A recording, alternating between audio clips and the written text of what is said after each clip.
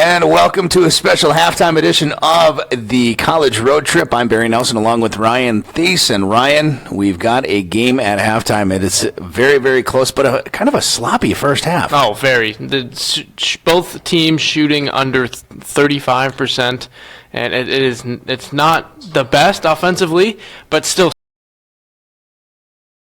have 6 seconds left, but we wanted to join you prior to halftime just to get you a little bit caught up on what was going on in the first half. Like you said, Gonzaga was out to a 7-point lead at one point. They were out rebounding, actually doubling up North Carolina in rebounds almost 23-12, and now North Carolina stormed back 24-23. Roy Williams telling North Carolina to get on the boards, and apparently they followed his advice. Yeah, at one point, UNC was being out-rebounded by...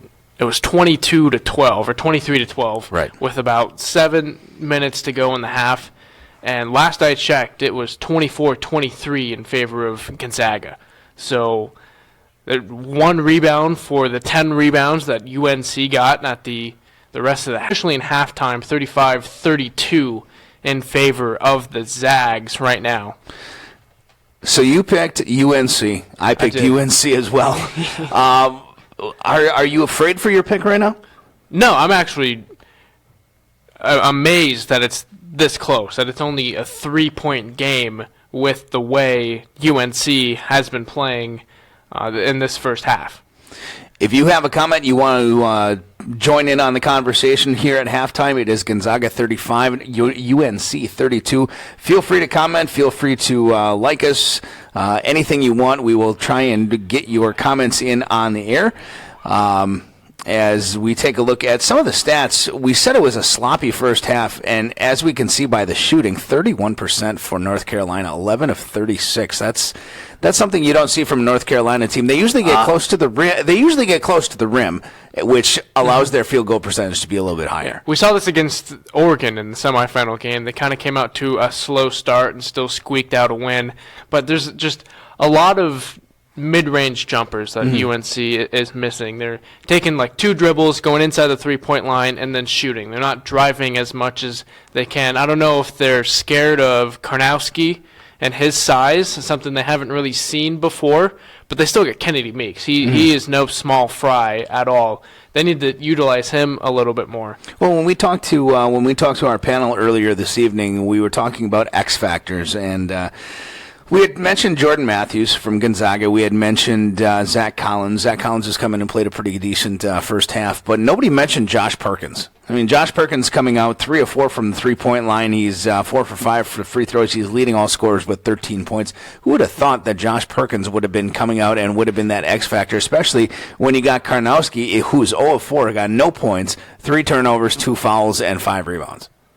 Not me, not the panel, not any of us. I don't think anybody in the country would have said that Josh Perkins would have been that X factor, but he's really turning out to be, and he's kind of keeping those guards of North Carolina in check.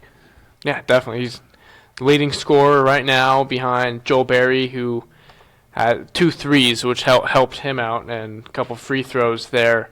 But one surprise thing, too, is the play for Karnowski. He is 0 for 4 as of right now. He's got 2 fouls and 3 turnovers. Yeah. And this is the biggest tool that Gonzaga has. And quite literally the biggest tool that Gonzaga has. And he is way underperforming, and they still have a 3-point lead at half. Yeah, everybody was worried about the Meeks-Karnowski situation, the matchup there. We were all looking forward to that. We were also looking forward to Nigel Williams-Goss against Joel Berry. Joel Berry's got 9 points. Nigel Williams-Goss has 6. It's been kind of a give and take there. Berry's missed a few open shots, but he's gotten fouled on a couple of 3-point attempts. And he made one of them. Yeah, he did. And he's been really trying to put this team on its back, and it hasn't really solidified yet. That's not really the way you want to play basketball. We saw Arizona try to do that in the last 5 minutes with Alonzo Trier. That did not work against Xavier. They got bounced. So they need to move the ball a little bit. I've seen a lot of quick shots coming here from North Carolina and have come out to empty possessions. They move the ball just a little bit more, not too much. Don't try to force any passes, but stop taking the quick shots like they have been. Well, we have some comments on Facebook. We enjoy seeing all your comments, so please, by all means, keep commenting. Andrew says, is this going to show the game? Unfortunately, because of contractual rights with CBS, we can't show the game, but we can tell you that Gonzaga, Andrew, is up 35-32.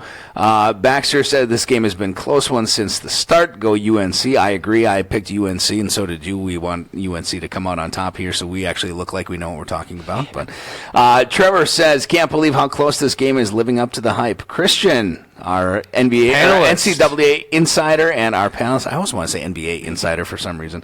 But look at how many missed shots UNC has. That's because of Karnowski. That's true. Karnowski. That's a fair argument. Yeah, Karnowski doesn't necessarily have to block everything, but he can make people adjust, and that's what he's doing. That's why there's so many mid-range jumpers from UNC. They don't want to go inside as much.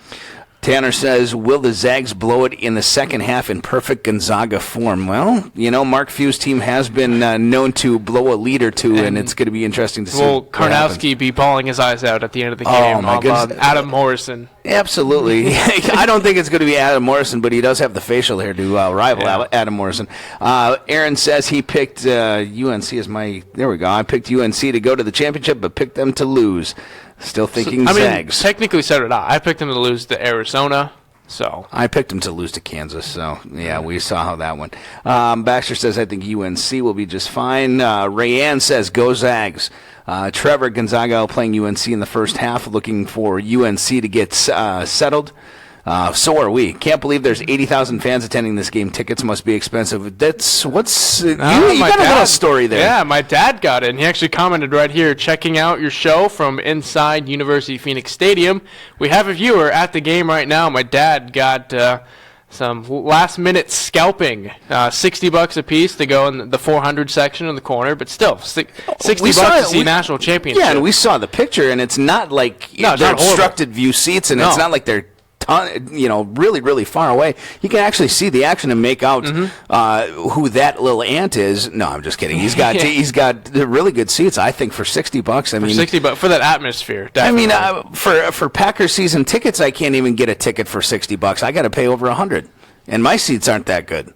So actually, they're pretty good, but Dad has a way with the scalpers. Absolutely, and Logan says UNC. Ron says halftime. Yeah, we're here. We love halftime. We're thankful that you guys are joining us on halftime. Trevor said needs UNC to pull out the win for Brew Sports Bracket Challenge Legacy. That's right. You are in the. Trevor is in. He's number 1 right now, isn't he? Number 2? Number 2. And he's got North Carolina to win. So, and the guy ahead of him has Gonzaga, I believe, if I looked at that correctly.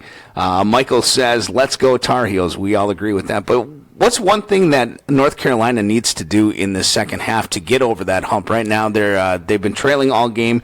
They haven't been taking very good shots. So we've been sitting here, talking with some of the other correspondents, some of the other hosts and stuff like that. What have they been doing, or what do they need to do to get over that hump in the second half? Well, simple as just making shots. Try to get a better shot selection. And it's going to be tough with Karnowski right in the middle of the court, but you can't just keep hucking up threes like Joel Berry is and praying that they go in and then just 2 dribbles and pulling up for a jump shot. You got to move the ball a little bit more. There's some great passes inside. I know late in that first half, Meeks got fouled on one. He could have finished it and got the 3-point play. He ended up missing both free throws, but it was a great setup. He got a nice pass inside, had a bit of an open look before Karnowski picked up his second foul, but implement more kind of that style, and those will start falling a lot more than the threes from Joel Berry. Right. Aaron says, Barry, I don't agree with UNC. Well, sorry, but I want UNC.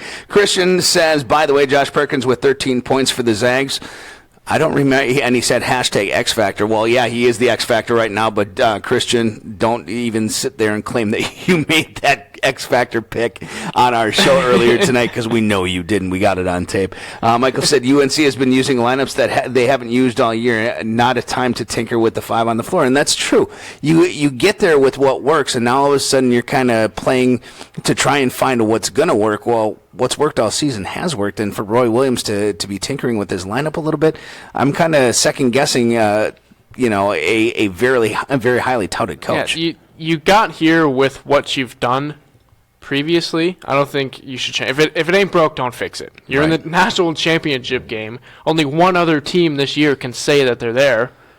Now's not really the time to tinker around with anything. Well, one of the players we talked about, Justin Jackson, his outside shots have looked horrible. In fact, Michael has said, actually, it was Michael that said Justin Jackson needs to set his feet on any shot and stop throwing off balance. And that's true. He's taken a couple shots from the top of the key, and all of a sudden you see his feet fly out from under him. He doesn't get an open shot, and that's just good defense by Gonzaga. Yeah, and 0 for 6 from three-point range, 3-10 overall. Mm-hmm. So if he gets inside that three-point arc, he's a lot better, but once he finds his groove and continues this from three-point range, then you might want to watch out. But he's got it's hard when you're 0 for 6 in the national championship game in a football stadium, nonetheless, trying to shoot a three-pointer.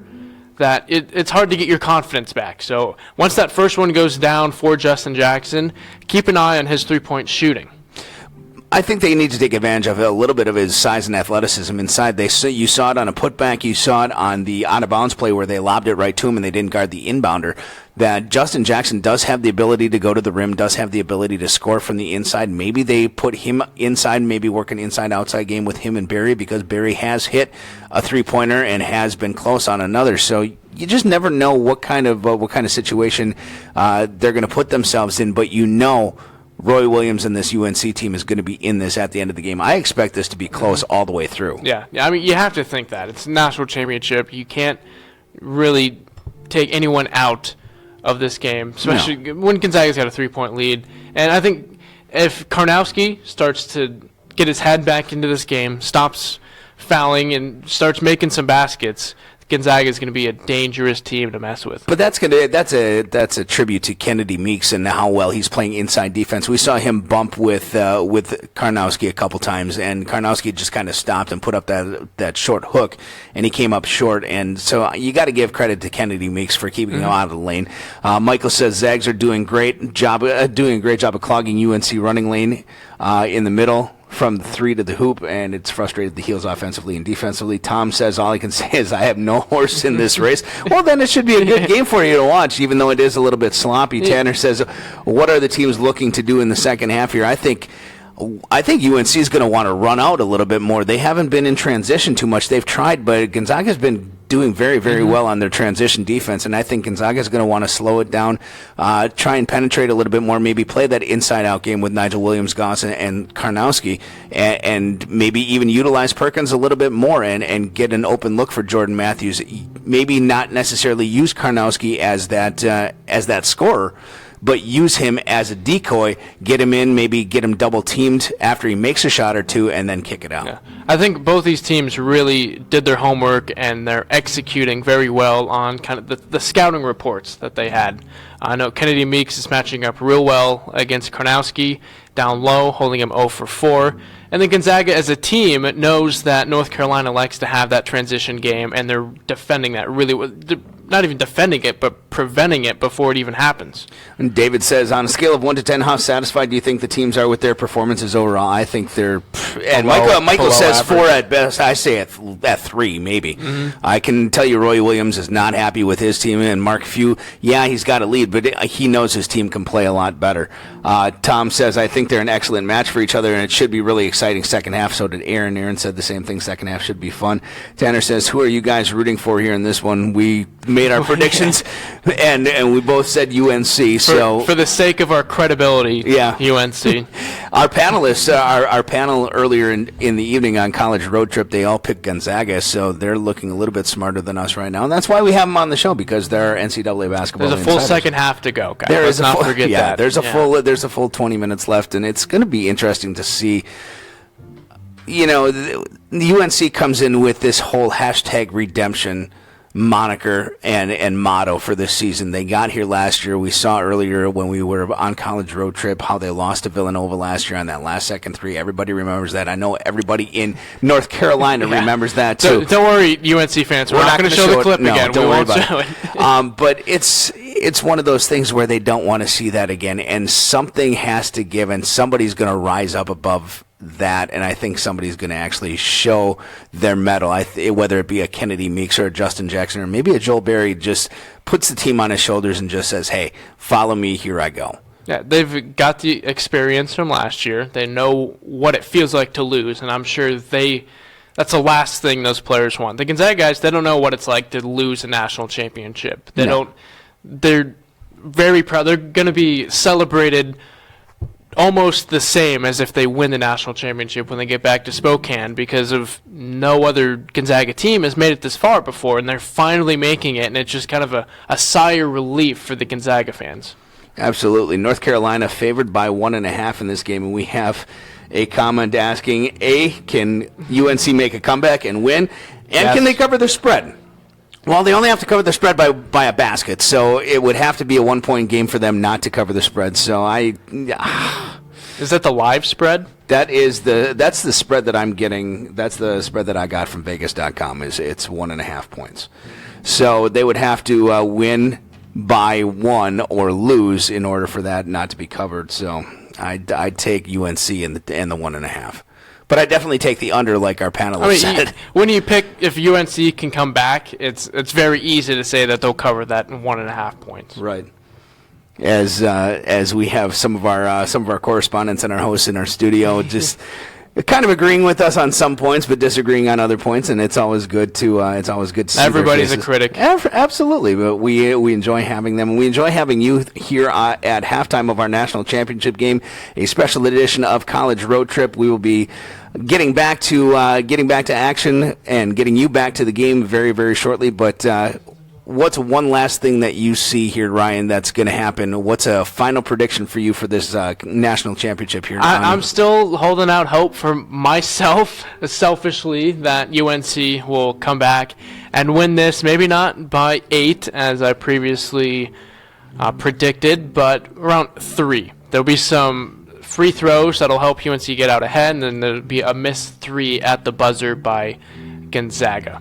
A missed 3 at the buzzer by Gonzaga. So instead of being beaten instead of being beaten by a 3, they're going to win by a missed 3. The North Carolina fans are going to be really tight watching that 3 go up, and then be very happy. And then you'll hear a collective sigh coming from the East Coast, and you'll be like, "Oh my goodness!"